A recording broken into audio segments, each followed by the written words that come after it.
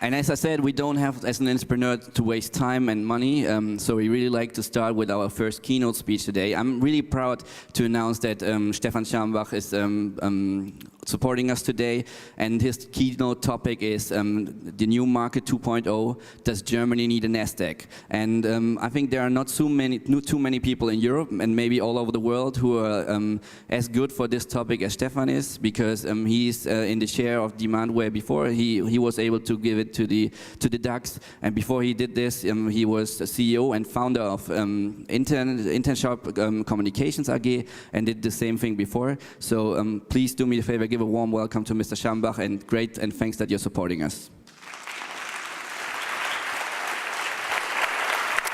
Thanks, Sebastian.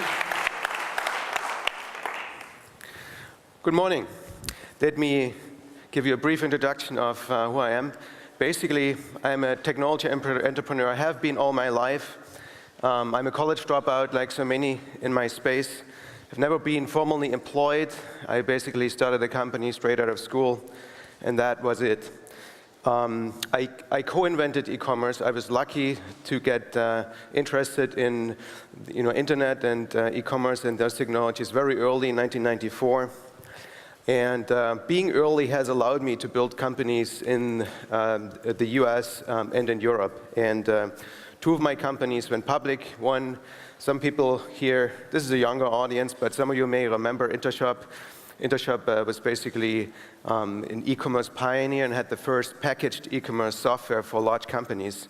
And later I founded Demandware that just recently went public about a year ago.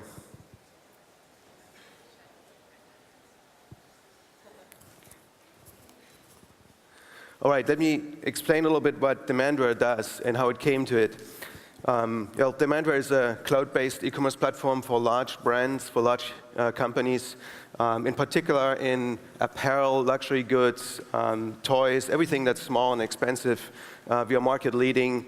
More than 600 brands run on Demandware worldwide. I started the company in Boston, in Massachusetts, but today we have customers in more than 40 countries and subsidiaries in most Western countries, and we're currently going into Asia. About 360-ish employees, and what makes us special is with this cloud business model, we can focus on our customer success, customer revenue growth, and we are not really selling an IT service. And there's a history of how it came to that. We started out at my last company at Intershop with a build and run model where you could essentially, our customers would buy a piece of software, they would install it, they would customize it, they had total control of it, but of course it was usually too complicated for retail companies to operate, and very expensive too. And the traditional outsourcing didn't seem to solve that problem, so running the same software in a hosting center, with a contract between the provider and the retailer, didn't really solve the problem of giving the merchandisers better tools. So what we did was basically I started Demandware in 2004 to provide a cloud-based environment for merchandisers to run, where they had as little exposure as necessary to technology, to give them, by giving them better configurable tools and analytics and so forth, so they could be in control of an e-commerce site. And one of the important pieces of this business model is that it allows to roll in innovation without having to go through upgrades. So all of our customers enjoy multiple releases of new functionality per year. Think of our business model as sort of the Salesforce.com application for an e-commerce platform. Why am I excited about e-commerce? E-commerce is still one of these great market spaces for entrepreneurship, and it won't change really for many years to come. Global e-commerce is growing still by 16 to 20% per year, depending on the state of the economy. It is about $700 billion today, but global retail is 12 trillion, and many business models cross over from e-commerce to retail. So you can see there is a lot of room to grow, and there is a lot of room for entrepreneurship. And last but not least, I really believe in cloud software and have been a believer very early on, when, especially in e-commerce, people would basically not believe that a mission-critical application could ever be run in the cloud. It can. Even financial applications can run in the cloud. So, this is a really good, triangle of trends, really. And, for me, it's a fantastic space to be an entrepreneur in that confluence of trends. Now, let me come to my real topic here. There's a reason why most of the super big successes in tech come from the US. I mean, all these companies on this slide, I guess. Let me point out a couple of them that are special. PayPal, SpaceX, and Tesla Motors are all founded by one and the same entrepreneur, Elon Musk. So not only is the US a fantastic place to build these big mega brands that dominate trends for years, it is also possible to do this multiple times. I mean, Elon Musk at some point said that he had time and money for 3 class acts, and he really did deliver. And for both SpaceX and Tesla, up until very recently, everybody thought this was just burnt money, but he came through. Very impressive. So why is it that these super mega successes happen in the US and not in Europe necessarily? So I had the privilege to basically be engaged in companies in the US, East Coast, West Coast, and in Europe, of course. And there are a couple things that I found that tech entrepreneurs that should aim high, that they really need. I mean, one thing is relatively clear. They need a large, homogeneous domestic market. The US is a more homogeneous market, but you could argue that Europe is also relatively large, but it may not necessarily be homogeneous. You need fantastic people, of course. I think what I can see here, that is obviously possible outside of the United States. There need to be exit opportunities for IPOs and also for M&A liquidity. Venture capital, of course, is extremely important. And an entrepreneurial environment where being an entrepreneur is not, something that's being looked at funny. And entrepreneurship needs to be part of higher education. So that's an important point, because entrepreneurship can be taught. Now, let's have a look at the 3 places where I've had the privilege to run companies. So, and how they stack up in those 3 categories. So if you look at the market, certainly Western Europe provides a big market size-wise, but it's not homogeneous. There are language barriers and mobility barriers. US West Coast and US East Coast-based companies, of course, do have access to a large homogeneous English-speaking market where all the same rules apply, and that makes it very easy to introduce technology innovations or consumer internet innovations.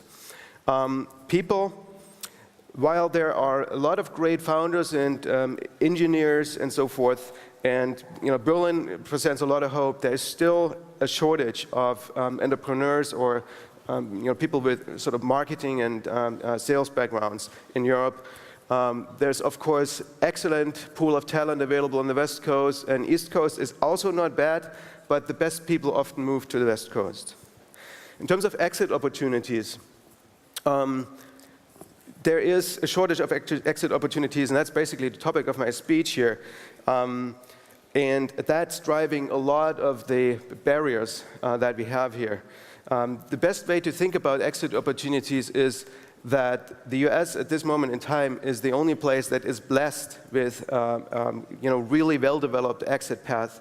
There are actually 2 exchanges, New York Stock Exchange and NASDAQ, that are competing for business, as it happened in our case. And West Coast companies, of course, have easy access to that, and there's more M&A liquidity than on the East Coast. This is why I give the West Coast a full point. Venture capital I would think there's enough seed capital around in Germany, in particular in Berlin. Some people could say that there is a bubble of seed financing going on here, and but later stage venture capital, Series A, B, C, D, and so forth, is hard to come by. And the result is that usually only business models that can get away with a couple $100,000 or maybe 2 million in financing are getting financed. And business model like Demandware, for example, that took 63 million in private money to make it to the point where it could IPO, are not getting funded here, at least not easily. You know, West Coast, money is really abundant. If there's a great model, it does get financed. And East Coast is like somewhere in between. It's a pretty good place for B2B type companies. For consumer internet, one would probably want to go to the West Coast. In terms of entrepreneurialism, well, that's something that's hard to change, but you know, it's in the genes of the you know, American system, of course, and I'm very encouraged by what I can see in Berlin. It seems to become, you know, much more a driving force of the economy here. And in terms of education, pretty much any business major in the US, marketing and finance, or whatever the different disciplines are, include elements of entrepreneurship. It's being taught by entrepreneurs who come to the university and give lectures. That's not necessarily the case in Europe, in particular not in Germany. So I think that's a critical element. Now let's talk a little bit about, you know, what in here can be changed, okay? And let me start by going back to the question of exit opportunities. There was a time in between 1999 and 2001 where there were almost 100 world-leading venture capital firms, US-based, UK-based, from Israel, who had a full office in Germany, and they would do full financings. I mean, just like you know, US-style tech financings. And they all left after the Neue Markt was basically closed, and there were no more exits at the public markets possible in Germany. The unfortunate thing here is that, you know, in Germany we felt that because of the bust of the bubble, this was all bad, and therefore, you know, this you know, way of this exit vehicle had to be you know, eliminated for good. And that basically causes the situation that we are not having enough follow-on financings. So I don't think the government or anyone can do anything about venture capital directly. It is useless. There's enough money in the world, and it will come to Germany if there are exit opportunities for companies. And IPO-based exit opportunities for companies and for investors, they also create companies that then have a currency to engage in M&A and buy other companies, okay? So this is the one thing that if it were re-established, that would really make a difference. And would basically restart the cycle, and all the later stage financings would come back without any requirement for public funding into venture capital. On the education side, this is a longer term topic, but I would wish that the you know, universities would include entrepreneurship into not just you know, business related programs, but into pretty much any area, scientific or otherwise, because often there are opportunities for entrepreneurship, and the scientists, for example, they just never learned or never heard how it would work. And also, there's something that we can do, and you know, those of us who are successful enough as an entrepreneur to invest some time and money into improving this, they should do so. I'm very encouraged by what Hasso Plattner is doing with the Hasso Plattner Institute, and on a smaller scale, some friends of mine and myself have funded, now for the second time, have funded a chair at the University of Applied Sciences in Jena, which is based in e-commerce chair. We're actually looking for a professor, you're looking for students, so if you know anyone or who should either become a student or is a suitable professor prospect, let me know. So I really want to encourage you. I mean, some of you will be very successful financially, or already are very successful financially. Give some of it back, okay? Both in time and money, and do something about entrepreneurship becoming part of higher education. You can do that. Okay, so basically this is what I had to say this morning, and I hope we have a few minutes for questions, if that's okay.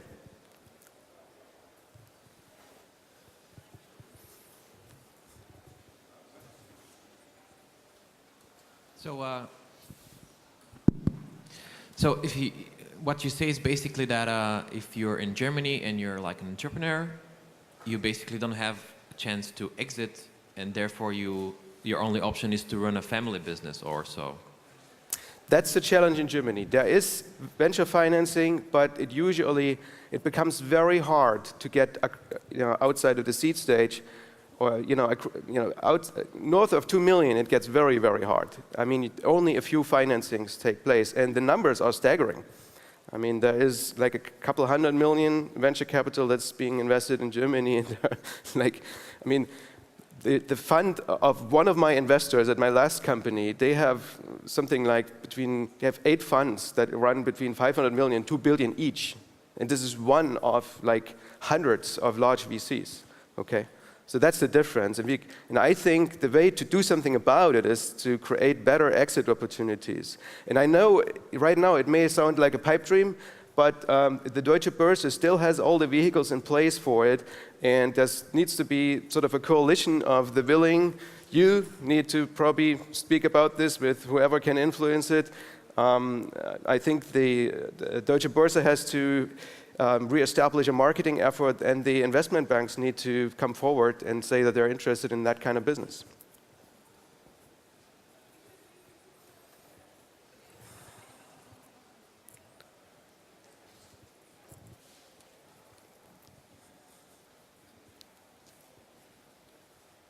So do there need to be some regulatory changes as well? Do we have to change laws in Germany with regards to exits and IPOs? To my knowledge, no. I thought so, but interestingly enough, every expert I asked said there are no changes necessary. It's a marketing investment by the Deutsche Börse, and all the potential participants, like a group of investment banks, they need to say, yes, we will do this business, we will underwrite, which is a risk, of course. And there may have to be some explanation, there may be some bad press for a while about, isn't this the restart of all the problems that we had back then? Nobody wants that bad publicity at the moment, but I think the issues we had there are 12 years old, okay? And the financial industry has come a long way since then, particularly in Europe. So I'd say we should go for a restart.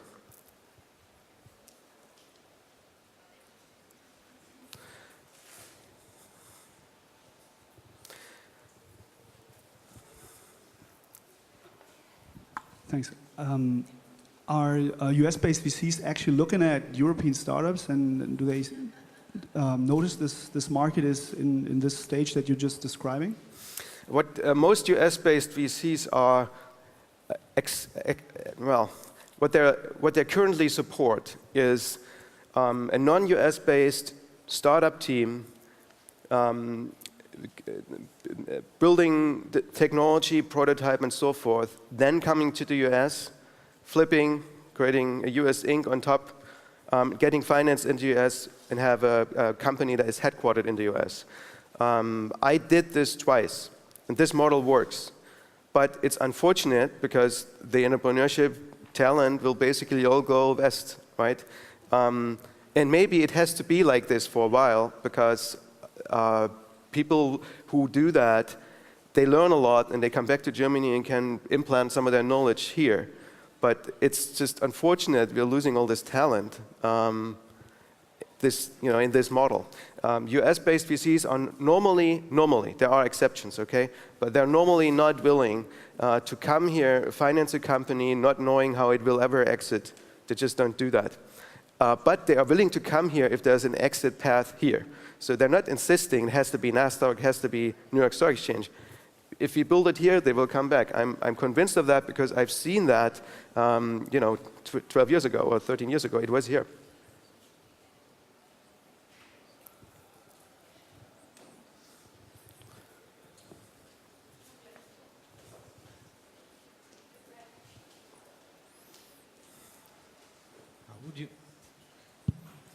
How would you tackle the educational challenge at a larger scale? Can you repeat your question, please? How would you tackle the educational challenge at a larger scale?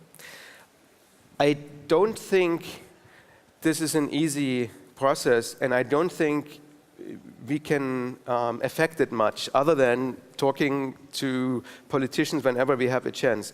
The best way to affect it, I believe, is individually, getting involved individually.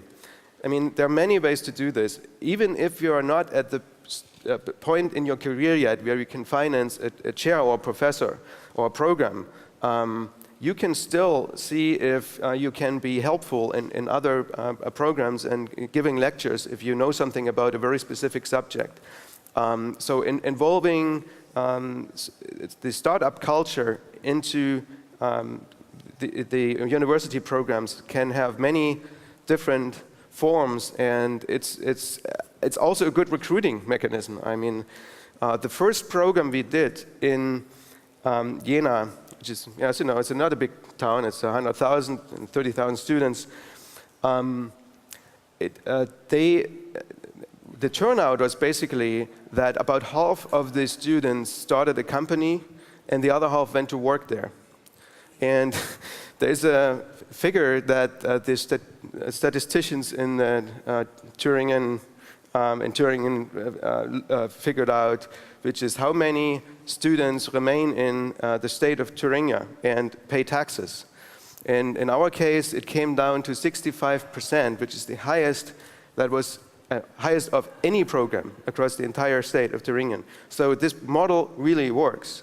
Okay, so this combination of a really interesting subject, consumer internet, e-commerce, whatever it is, and entrepreneurship. It's fantastic. And we got a lot of, actually, with the second program that we are now financing, some of the funders are students from the first program who now run companies and can afford to co-fund it. All right, I think I have 27 seconds left. So one very short question, and then I would like to conclude. Yeah, is there a specific ROI or the time frame that the VC investors are willing to invest, and what's the ROI or the break even? That's not a short question. Basically, they don't look for ROI necessarily. They look for, across their portfolio, they look for IRR, which is a number you use when it takes more than 10 years to say whether you've been successful or not. But individually in companies, I think these days they look for value built, and it doesn't have to come in the form of profits. You know, some of the extreme examples are, Pinterest closed the financing round at 2.5 billion pre-valuation. And not only do they have no revenue, they also have no model for revenue yet. And it's not necessary, right? To create enough new consumers that use the service, they basically say, we shouldn't bother thinking about it for the moment. Okay, with that, I would like to conclude. Thank you very much for having me, and I'm encouraged about the level of entrepreneurship in Germany and Berlin. Thank you.